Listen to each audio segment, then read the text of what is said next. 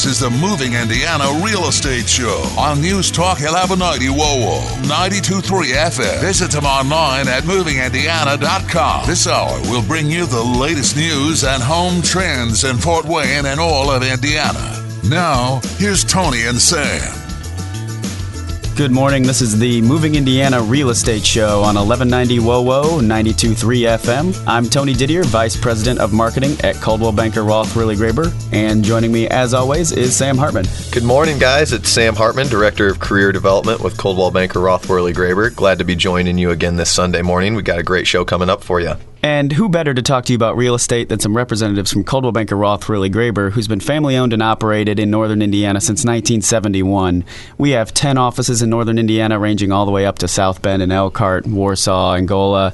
We're the number one real estate company in northern Indiana, outselling our next two competitors combined. So we sell a lot of homes, basically, and we're here this morning to talk to you about the real estate market, some tips on your home, as we are every Sunday on WOWO from 10 to 11. And today we have a fun topic, as well as some fun guests. We have Kevin Hunter, president of Windows, Doors, and More. We have Mark Moisling from Hallmark Home Mortgage, and Jesse Jenkins, president of J&S Liquid Waste, to talk to us a little bit about septic systems, which, sounds like a crappy topic, but it's a lot of good information if you can stick around. Jesse's very knowledgeable on septic systems, and I think we could all learn a little something about the difference between that and a sewer system. Did you just make a joke, Tony? I tried. That's usually your job. So our first topic, Coldwell Banker just released a study about how long is too long to live at home with your parents. Now, the millennial generation, you see a lot of people not getting jobs right away necessarily. They come home from college, maybe they stay at home for a little while. So we're going to talk about some statistics and some opinions that go along with that, and also talk to an expert on this topic. The expert who found all this information was psychotherapist Dr. Robbie Ludwig, and they ran some studies and got some statistics on the public's thoughts, not just the people living at home, but also their parents and public perception of those people. So let's get right into it, Sam.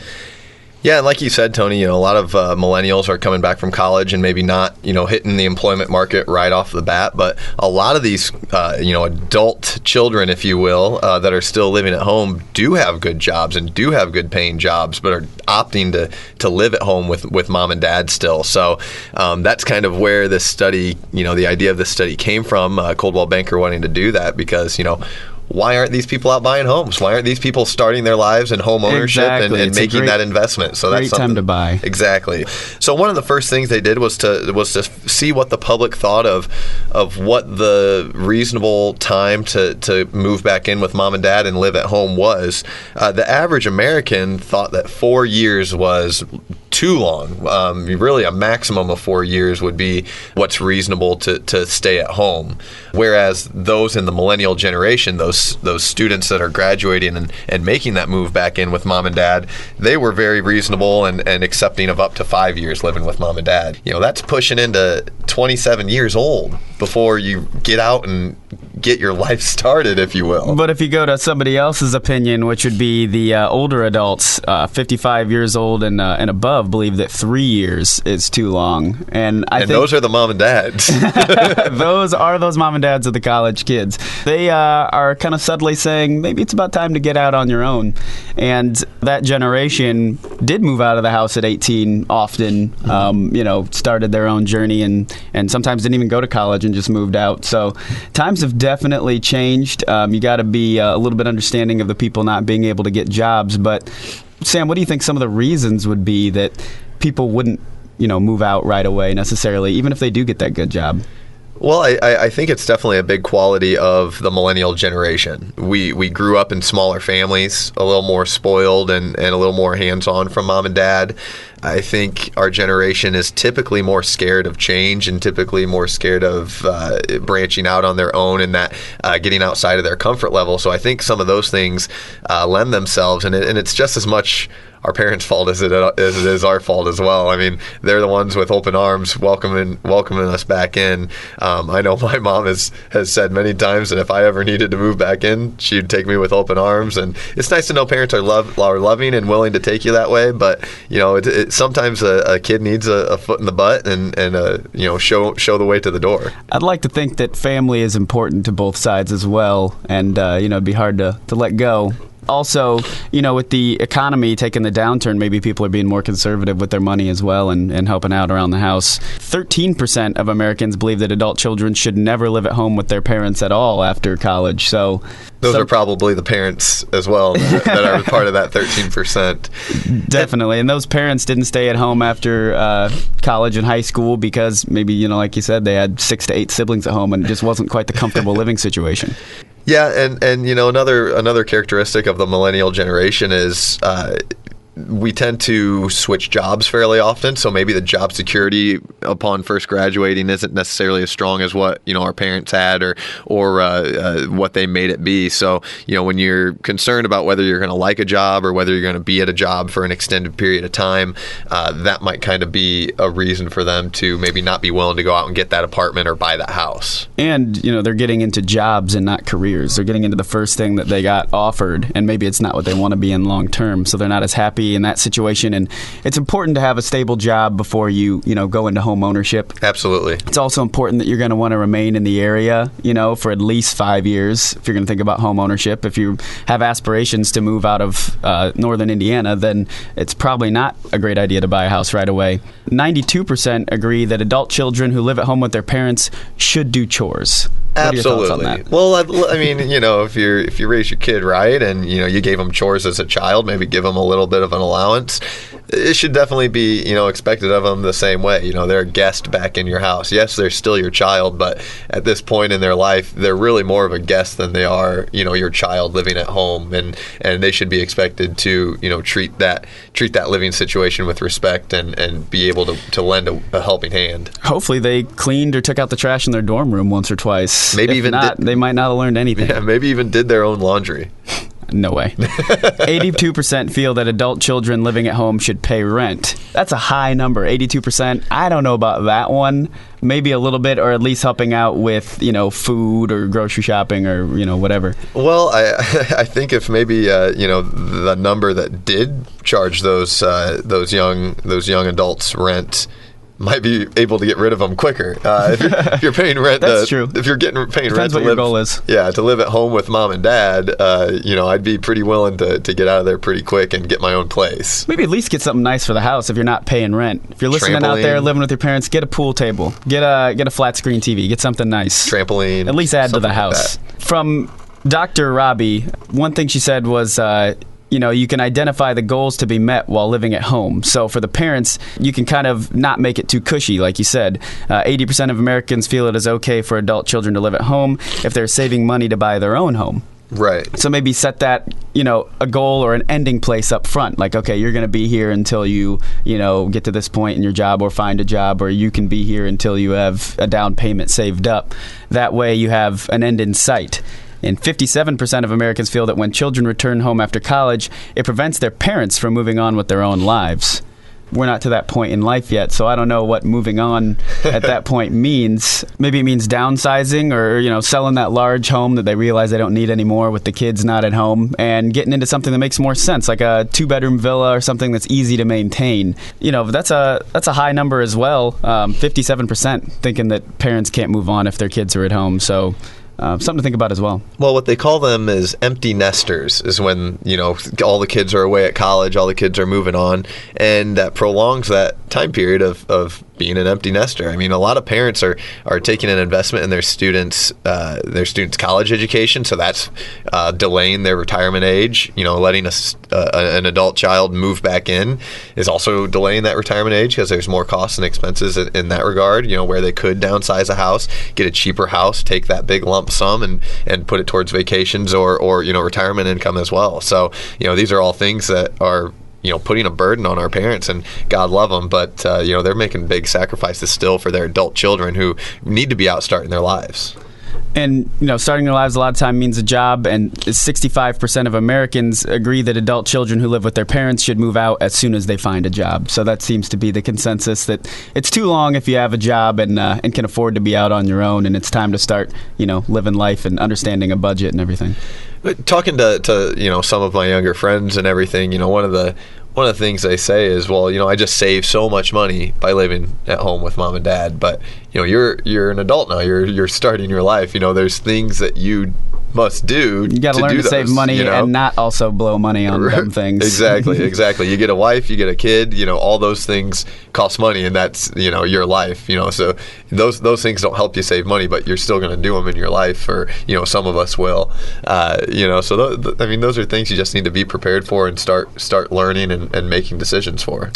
Now, if this topic hits home for you in one way or the other, you can visit our Facebook page at facebook.com/movingindiana, and we have posted the link to this article. It's got a great infographic with all the statistics, and it's a fun read. It's good information from Dr. Robbie Ludwig. Feel free to like our page and even hop in on the comment line and join the conversation. Let us know what you think. Let us know where you fall in that category of how long is too long, and what you expect from your children, or what you expect as an adult child living at home.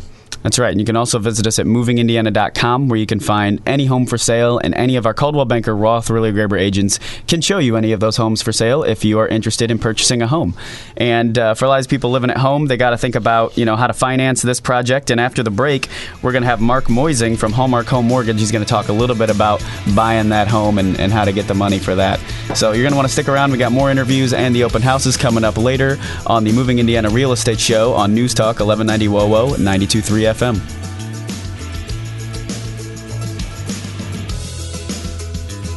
You're listening to the Moving Indiana Real Estate Show with Tony and Sam. Visit them online at movingindiana.com.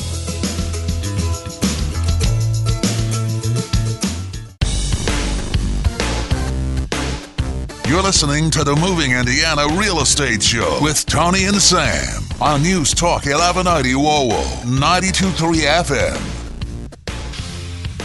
Welcome back to the Moving Indiana Real Estate Show on News Talk 1190 WOWO 92.3 FM. Tony, Didier, and Sam Hartman here from Coldwell Banker Roth Wehrly Graber, the #1 real estate company in the area.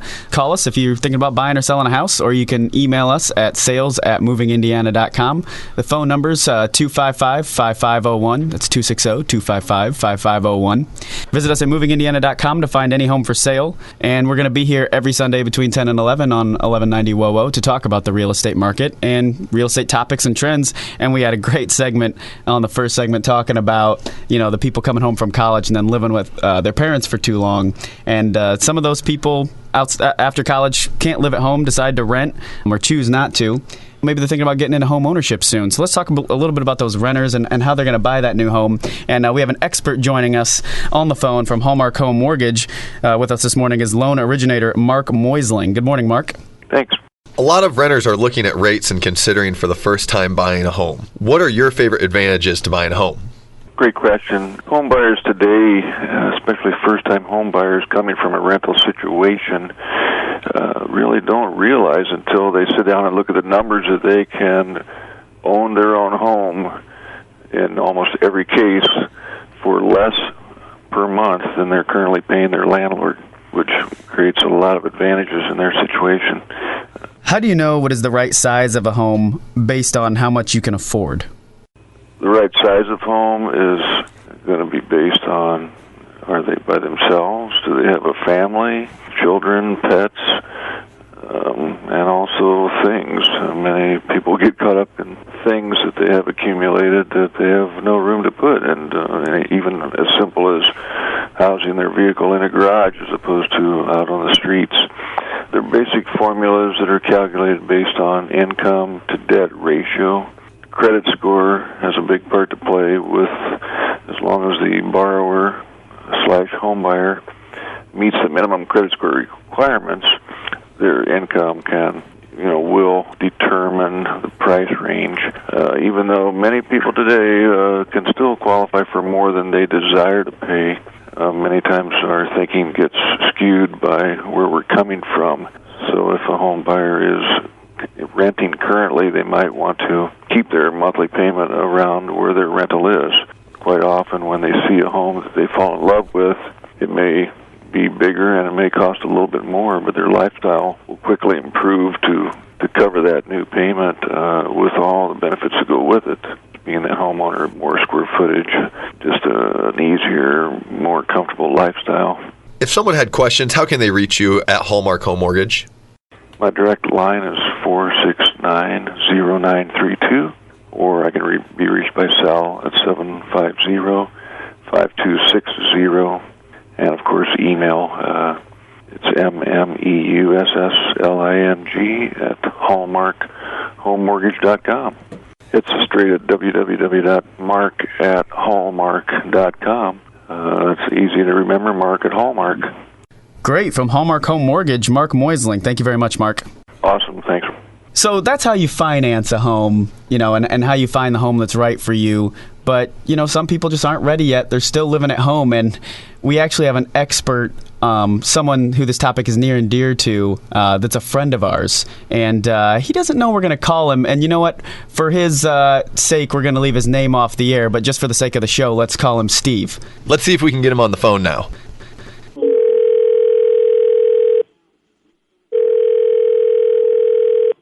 Steve. Hi, Steve. This is Tony and Sam on 1190 WOWO. How you doing this morning? All right, what's up? Now, Steve, did you know the average American thinks that 4 years is far too long to be living at home with your parents still? How do you feel about that? I feel that sounds about right. Well, how do you feel that you're going on your 5th year now living at home with your parents? Looking to move out soon. Looking to move out soon. That is good. Is there any personal reasons for that? Reasons that's not great to live at home, or is it financially driven? Financially driven. I think if you can save a little money and get invested in the right things, it's a good way to go. More Americans are more flexible in the idea of adults living at home with their parents. If they're willing to help out, do you have chores that you do around the house for mom and dad? Yeah, I help out with anything that needs taken care of. But never the laundry, though, right? No, never.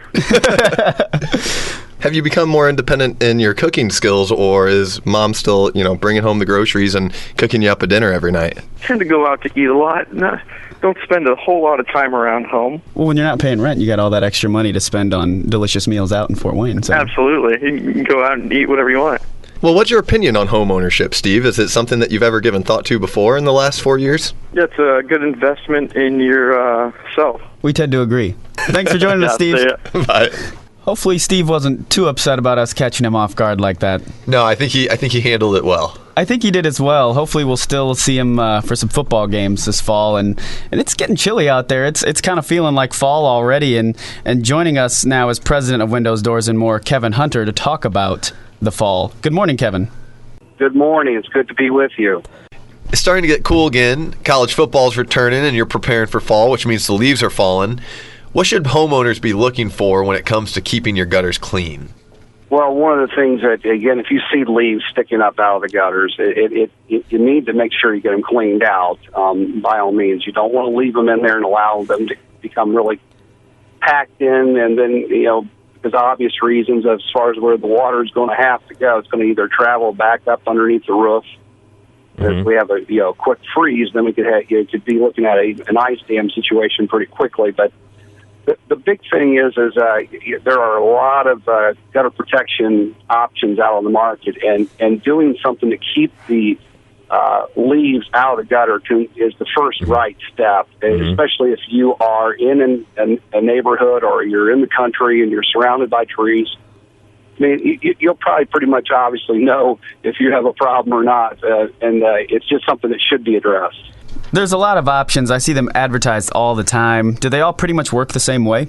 The concept is primarily the same, but they differ in a lot of ways. The original gutter protection out on the market virtually looked like a cheese grater, if you will. It was pretty. It was a good start of the concept to keep the leaves out, but the issue with that was it held a lot of the debris on top of the gutter protection itself, so you still had a problem, and they got clogged anyway up on the top. It's progressed to where we've seen systems that have a bull nose on the edge of it, where the water wraps around it and is supposed to go back in the gutter. those are extremely expensive, and they work for a low density or a very light rain. But if we get any kind of a heavy rain, they don't work whatsoever. They just go right over top of the nose and straight down into your flower beds and everything else, and wreak havoc that way. So they're the ones that with the bullnose don't do a real great job with maintaining the water. It may keep the debris out, but again, it doesn't water doesn't flow through the gutter system itself real well.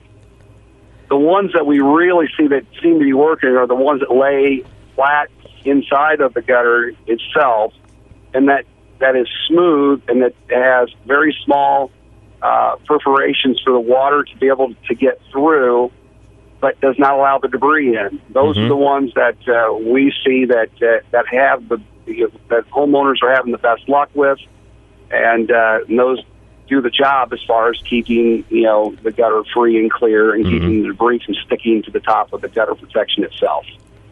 Do most homes need protection, and how often do you find the gutters need working on? Well, the big thing is having somebody to professionally look at your gutter system, make sure that it's fastened snugly to the fascia board or into the tail of the rafter, that it's not pulled away, and generally speaking, that the existing gutter can stay and gutter protection can be added without really much issue at all. I'm not sure I've seen new homes built with gutter protection. Is it something that gets overlooked? There's no gutter protection. The builders that I'm aware of don't put that in. It's an after. It's like a storm door. You just don't see homes being built and a builder providing a storm door. That's a personal preference. That's an extra, if you will, as well as gutter protection with the home builders. So again, this is something that you'd have to do after the fact. And again, a lot of it has to do with with your tract homes. There aren't tall trees yet, and that is just not something that's needed right away. But after those trees grow and mature, then you start getting the issue of leaves inside the gutters and clogging them up. How do you get a hold of a professional to look at your home? Well, call us at our West Washington Center Road neighborhood showcase. We do have gutter protection on display there, or we can come out to the home and review a project with a homeowner and advise them as far as what would need to be done with their gutters, if anything needs to be done there, or and then give them a bid to do the gutter protection itself. Great. What's your number if anyone has questions, and where can they find your show place? It again is 422-7077. 1121 West Washington Center Road, right next door to Don Hall's guest house. Thanks, Kevin. With us this morning, President of Windows, Doors, and More, Kevin Hunter. See you next week.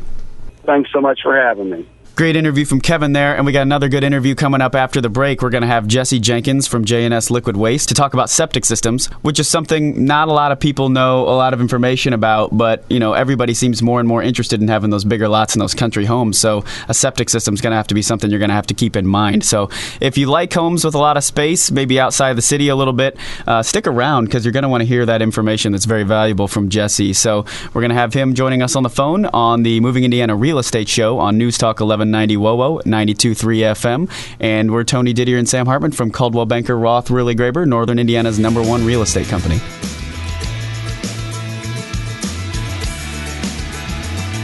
You're listening to the Moving Indiana Real Estate Show on News Talk 1190 WOWO, 92.3 FM.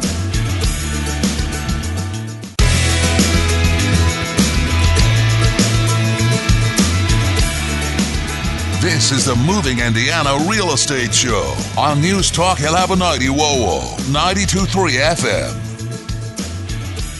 We're back on the Moving Indiana Real Estate Show on 1190 WOWO, 92.3 FM. I'm Tony Didier, Vice President of Marketing from Coldwell Banker Roth Wehrly Graber. Alongside me is Sam Hartman, Director of Career Development from Coldwell Banker Roth Wehrly Graber. We are the #1 real estate company in Northern Indiana, and you can visit us at movingindiana.com to find any home for sale. Now, we have this show every Sunday to talk about current real estate trends and tips and just general information about your home. And today we have a guest joining us to talk a little bit about a specific topic that not a lot of people know a ton about, and that's septic systems. So joining us, we have Jesse Jenkins, president of J&S Liquid Waste. How you doing this morning, Jesse? Good morning. Doing fine. Thank you. Excellent. Now, let's assume our listeners know nothing about septic systems. What is the purpose of a septic system, and how do they work? Well, the primary purpose of a septic is the safe disposal of sewage and or wastewaters from a residential or commercial facility or property, in the event that you don't have sanitary sewers. And what is the fundamental difference between a septic system and a city sewer system? Well, a city sewer system becomes a collection system. In other words, everything is piped to a central location, i.e. a wastewater treatment plant. And there it is processed accordingly and disinfected and then discharged to a public waterway. A septic system, depending locations, there's different types, but in essence, it's made to absorb the wastewater and disinfect the wastewater within the on-site. In other words, within that particular plot of ground through transpiration through the soils. Now, is it any particular type of home that typically runs on a septic system? Is it country homes? Are there homes in the city that run on septic? There can be, well, when you classify, what you say within city limits, yes. I mean, any, per se, house, whether it's rural or pertaining, to being a city limit, can have a septic system. It's just whether or not the sewer is accessible to that particular property. So some homes that have a septic system could be connected to a city sewer still? Oh, correct, yes. And that is the preferred, in most instances, within Indiana State Code or County Code, there's a footage limit that if you're within that guideline and you can get within so many feet of a sewer and you can get to it, quite evidently, it's mandated that the home be tied into it. Are there any positives to having a septic system over city sewer, or do you always kind of want the city sewer if possible? No, on-site wastewater treatment systems work very well if they're designed, installed, and maintained correctly. The bottom line is everybody likes their dream home in the country. As long as the systems are put in, like I say, and maintained correctly, the cost of operations versus a sanitary sewer bill every month, they're pretty negligible. The cost of installation of a septic system can be a little more expensive than a sanitary sewer, just depending on the application. Why don't you talk a little bit about that maintenance that's required of a septic system? What's expected on a yearly, monthly, weekly basis? I really don't know what all is required of it. Well, the first misconception that we got to do away with here is the simple fact that they are not maintenance-free. A lot of people don't understand that the history of indoor plumbing in America outside of a city municipal setting is actually a pretty new advent. The big influx of septic system, quote-unquote, construction came after World War II. In other words, all the GIs are coming back. You got 8 million servicemen that served overseas. They all wanted their little bit of paradise. We had a building boom that's been unparalleled in history. Well, when you looked at a rural setting before, everybody had an outhouse. They didn't have indoor flush toilets, Well, with the advent of technology, through the wartime, quite evidently that became prevalent. Well, they wanted running water and they wanted, to have a privy, and quite evidently in the house. So that started the initial, the first codes and the construction of septic systems. They were very, very basic.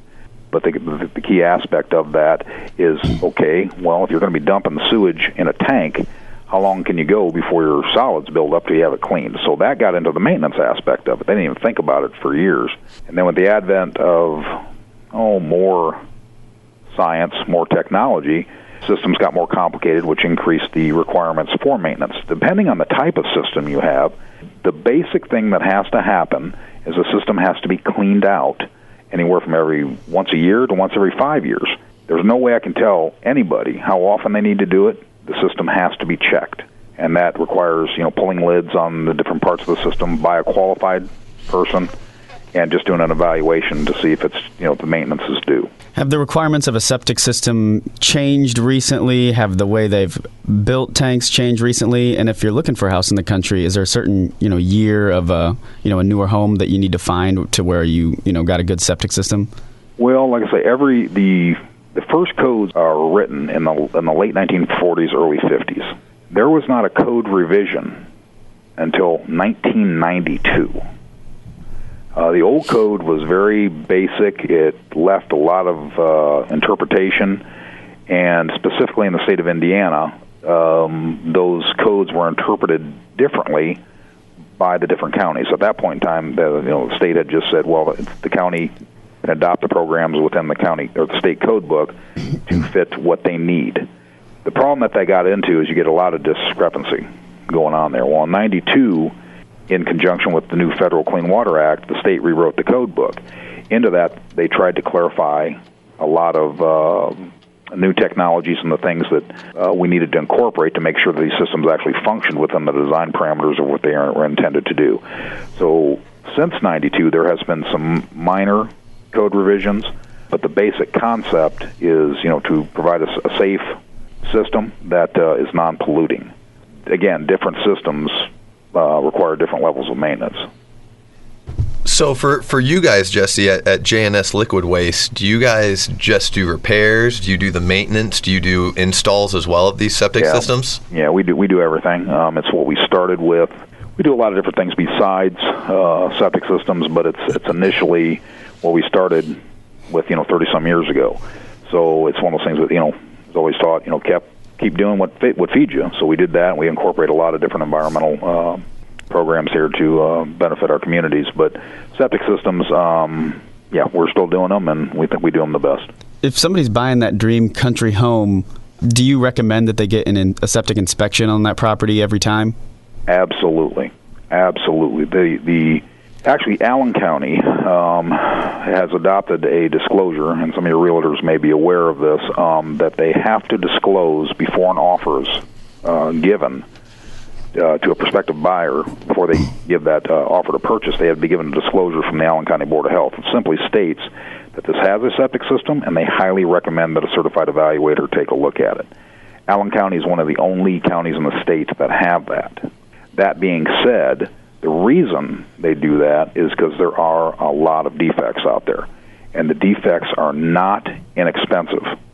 Mm-hmm. Okay? So it's a good thing we have those regulations. They can be simple and just need a tank cleaning or a filter change or something like that.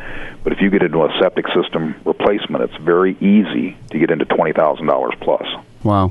Okay, well, make sure you have your realtor set up a septic inspection for you, or you can get a hold of J&S Liquid Waste yourself and President Jesse Jenkins. Jesse, how can people get a hold of you? 260-489-6021, or we're all over the web. It's real easy to find us. We've been in Fort Wayne for 35 years. Excellent. Well, I've actually worked personally with Jesse before on some septic inspections, and he is extremely knowledgeable, and just it's amazing how fast he finds everything there is to know about the septic system at that particular property. So, Jesse, thank you so much for joining us. Get a hold of J&S Liquid Waste for all your septic needs. Have a great day. I appreciate it, guys. Thank you very much. Thanks, Jesse. Stick around on the Moving Indiana Real Estate Show on 1190 WOWO and 92.3 FM. We're going to do the open houses for today. It's Sunday, and you can go check out any of these homes that we're going to talk to you about next, and you can look them all up on movingindiana.com. You can check that on your smartphone, tablet. Just click open houses, and then you can see all the homes we're going to describe. So it could be a fun Sunday afternoon activity for you. So stick around.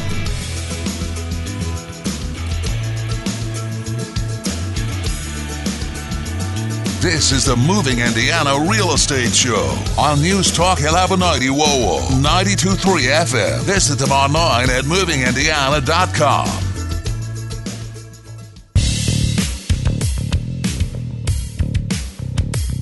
You're listening to the Moving Indiana Real Estate Show with Tony and Sam on News Talk 1190 WOWO 92.3 FM. Okay, it's time for the final segment of our show, and one of my favorites where we talk about today's open houses on the Moving Indiana Real Estate Show on News Talk 1190 WOWO 92.3 FM. Open house is going on this afternoon. A lot of our great agents from Coldwell Banker Roth, Wehrly Graber hosting open houses.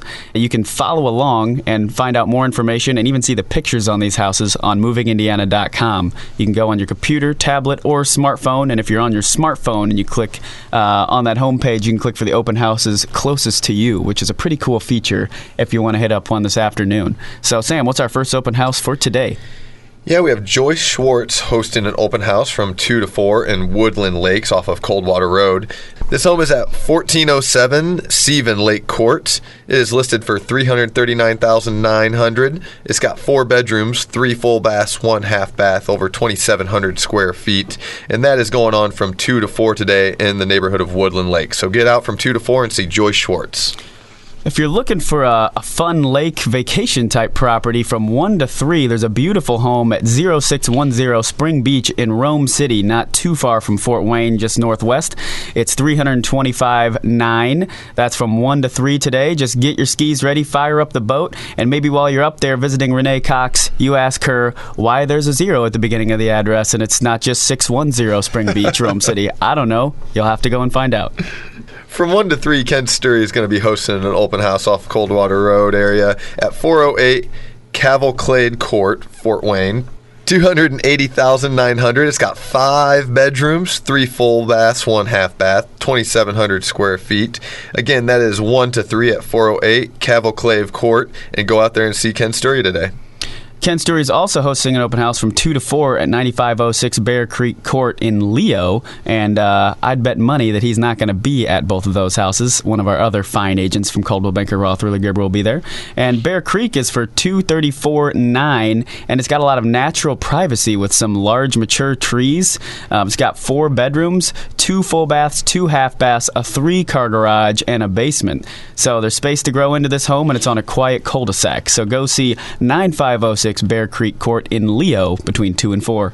And that Ken Sturry is one busy fella. He's got another open house from 2 to 4 at 10606 Hickory Tree Road. This one is listed for $229,900. It's got 4 bedrooms, 3 full baths, 1 half bath, almost 2,400 square feet. It's a great price with a big country-sized lot with plenty of room to grow, great school district. So those are some things you're looking for. Get out and see Ken from 2 to 4 at 1060 Hickory Tree Road. And I believe that's just right off of DuPont Road, but you still have a nice serene setting back in the woods. Absolutely. So great property there from Ken Sturry. And another great property, we got one from Bill Johnson at 3710 Winding River Court in Fort Wayne. This one is a lofted ranch with a master suite on the main level, gas log fireplace, den, and it's on a pond. So there's also a 1-year home warranty included, so you don't have to worry about your appliances. Just great, no stress home ownership at 3710 Winding River Court for $155,900. Next open house we have today is from 2 to 4. This is hosted by Dave Gall at 1727 Shakespeare Boulevard. Now, do you think that is the Shakespeare? I think he founded that boulevard in Stratford Forest. Absolutely. This house is listed for $119,900. It's got 3 bedrooms, 2 full baths, and 1,300 square feet. Beautiful ranch in the Carroll School District. So get out today, 2 to 4. Go see Dave Gall at 1727 Shakespeare Boulevard. Now, we also have 10 offices at Coldwell Banker Roth, Wehrly Graber, and we added a new office in Goshen recently, and it's on Main Street. And this listing is on Main Street in Goshen at 1115 South Main Street. And Rihanna Murphy's hosting an open house there from 2 to 4, and the house is 1069. It's a great traditional-looking home. Also in Fort Wayne, John Nussbaum is hosting 1313 Cinnamon Road, which is a very affordable home at $90,000. It's open from 1 to 4. It's a nice bi-level, which usually gives you some good square footage. It's got that lower level, and it's got central air. So definitely go see John Nussbaum from 1 to 4 at Cinnamon Road.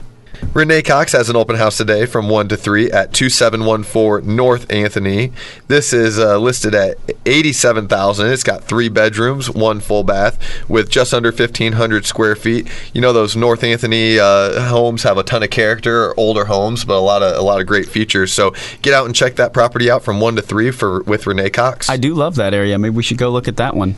Also, one to check out is Yvonne Muma's listing at 7206 Basil Drive in Fort Wayne in the 46835 zip code. And the sellering is offering a $2,000 flooring allowance, so you can kind of make the home feel like new, make it your own. It's got a cathedral ceiling, an open concept, and it's a great starter home with potential of building equity with that new flooring. So that's just $84,900 at 7206 Basil Drive from 2 to 4. And that is our last open house. And that is our show on the Moving Indiana Real Estate Show this week. And we're on WOWO every week, 1190 WOWO 92.3 FM from 10 to 11 o'clock. We usually have some great interviews with some professionals in the real estate industry and some industries that deal with home ownership and home repair. And today we had Kevin Hunter from Windows, Doors, and More, the president, always a great interview, very knowledgeable guy. We also had Jesse Jenkins from J&S Liquid Waste, who just knows everything there is to know about septic systems. If you're thinking about building or buying a home in the country, you definitely want to get that septic system inspected by Jesse at J&S Liquid Waste. And from Hallmark Home Mortgage, we had originator Mark Moisling, who gave a lot of information about renters trying to buy a home and just anyone trying to finance their home and get a mortgage. And Hallmark Home Mortgage always does a great job for our Coldwell Banker, Roth, Wehrly, Graber agents. And a special thanks to our friend Steve for being such a great sport and giving us a perspective of adult children still living at home. Yeah, Steve is an expert on that, and he was a great sport, and we owe him a beer for that one for sure. So feel free to join us again next week or any Sunday. You can also listen to our show on our Facebook page. We post it every week. If you missed it and need some good information or want to share some of our topics with your friends, it's facebook.com/movingindiana, and you can visit us always at movingindiana.com. I'm Tony Didier, Vice President of Marketing. This is Sam Hartman, Director of Career Development. On cue, he nails it. From Coldwell Banker, Roth, Wehrly, Graber, and you can visit us at movingindiana.com and see our faces on there and our profiles and see all of our agents that we have, not only in Fort Wayne, but all the way up to South Bend, Elkhart, even Southern Michigan, Warsaw, Huntington, Angola, Columbia City. If you're listening, we got an agent for you.